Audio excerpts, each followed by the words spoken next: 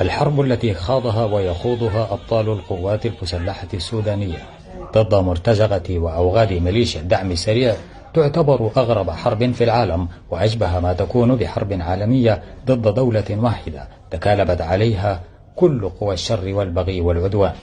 هذه الحرب اللعينة الظالمة شهدت مشاركة مقاتلين من أغلب بقاع الأرض وقارات العالم حتى أوروبا، وابتداء من قارة أوروبا وآسيا. شارك قناصة روس داخل القيادة العامة بالتحديد في برج القيادة البرية، كانوا يستهدفون البرهان وياسر العطا وشمس الدين الكباشي، وفي مدخل شارع النيل قرب القصر الجمهوري يمنعون تقدم الجيش.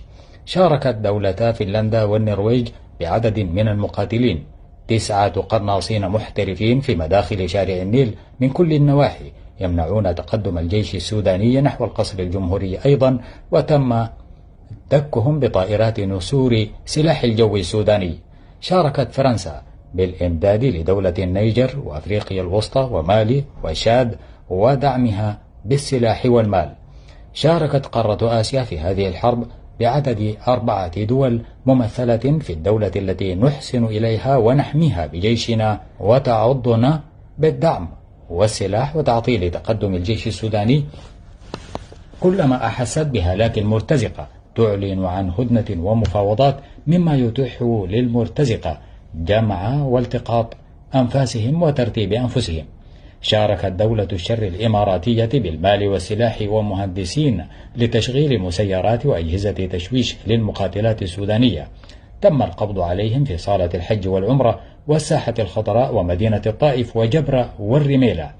شارك مرتزقة يمنيون وسوريون في هذه الحرب في الهجوم على قيادة المدرعات بمدينة الشجرة يوم 5 من شهر نوفمبر الجاري بقيادتهم لمدرعات مصفحة إماراتية الصنع.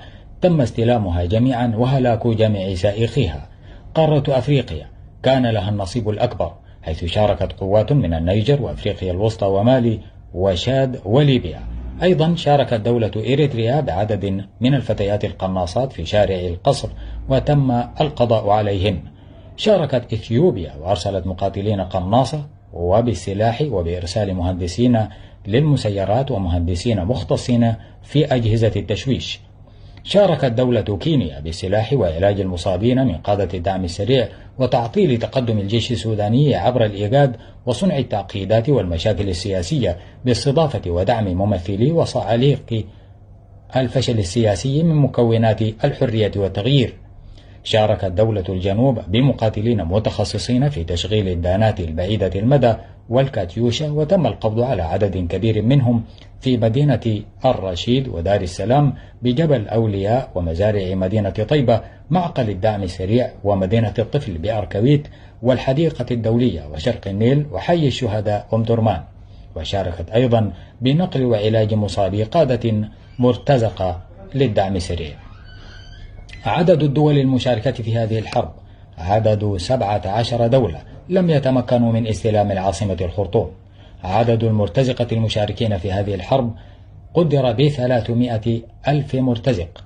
هناك 295 ألف منهم على حسب تقارير المنظمات العالمية المختصة في الإحصاءات والتقدير، والمتبقي بين مستنفر وأسير وجريح ومختبئ يبحث عن طريقة للخروج من الخرطوم.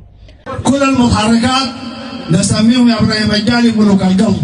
الجيش السوداني يقدم الدروس لكل جيوش العالم بالصمود إلى الآن، وكيفية القتال المدروس والممنهج ملحمة تسطرها قواتنا المسلحة رغم الخيانة والكيد من الداخل والخارج. افتخر أنت سوداني، افتخر بجيشك، ولا تلتفت للشائعات ودعاوى الخيانة ووجود الطابور، فالطابور داخل الشعب أكبر بكثير ساسة ومواطنين ومتعاونين ومخذلين.